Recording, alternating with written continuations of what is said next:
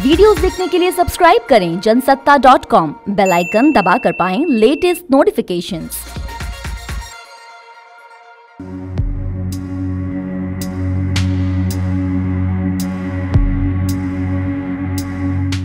भारत के justice NV. Ramna अगले chief justice of India होंगे।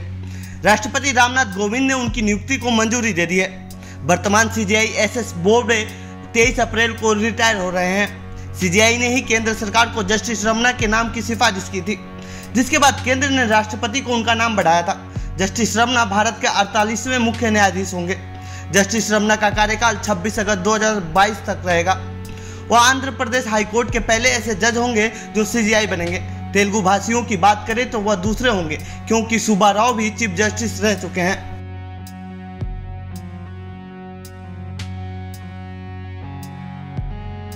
सत्ताईस अगस्त 1957 को जन्मे जस्टिस रमना सुप्रीम कोर्ट में सीजेआई बोबडे के बाद सबसे सीनियर है। आंध्र प्रदेश के कृष्णा जिले के पोन्नवारम गांव में एक किसान परिवार में पले बढ़े। 10 फरवरी 1983 को उन्होंने एक वकील के तौर पर अपना नामांकन कराया था और आंध्र प्रदेश हाईकोर्ट में प्रैक्टिस शुरू की।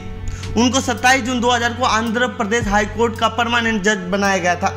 2 सितंबर 2013 को उन्हें दिल्ली हाईकोर्ट का चीफ जस्टिस बनाया गया और 17 फरवरी 2014 को वह सुप्रीम कोर्ट में जज बने।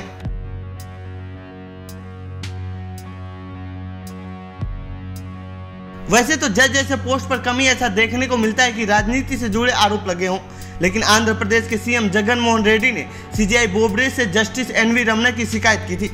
रेड्डी का कहना था कि जस्टिस रमना पूर्व सीएम चंद्रबाबू संग मिलकर सरकार गिराने का प्रयास कर रहे हैं। हालांकि सुप्रीम कोर्ट ने इन हाउस जांच के बाद इस शिकायत को खारिज कर दिया था और आरोपों को झूठ, तुच्छ, आधारहीन, गलत करार देते हुए इसे न्यायपालिका को धमकाने का प्रयास बताया था।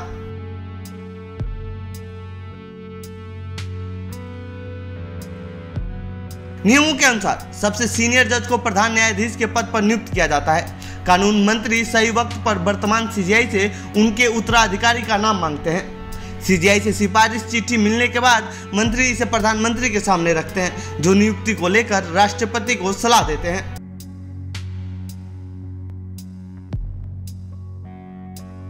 जस्टिस रमना अयोध्या केस में सुनवाई करने वाली संवैधानिक पीठ का भी हिस्सा रह चुके हैं। तत्कालीन सीजेआई रंजन गोगोई इस पीठ की अगुवाई कर रहे थे। जम्मू कश्मीर में 4G इंटरनेट चालू करने के मामले में सुनवाई करते हुए सुप्रीम कोर्ट की बेंच ने माना था कि यह एक मौलिक अधिकार है। इस पीठ में जस्टिस एन.वी. रमना भी शामिल थे। सीजेआई के ऑफिस के भी आरटीआई के तहत लाने का फैसला सुनाने वाली 5 जजों की बेंच में भी जस्टिस रमना शामिल थे।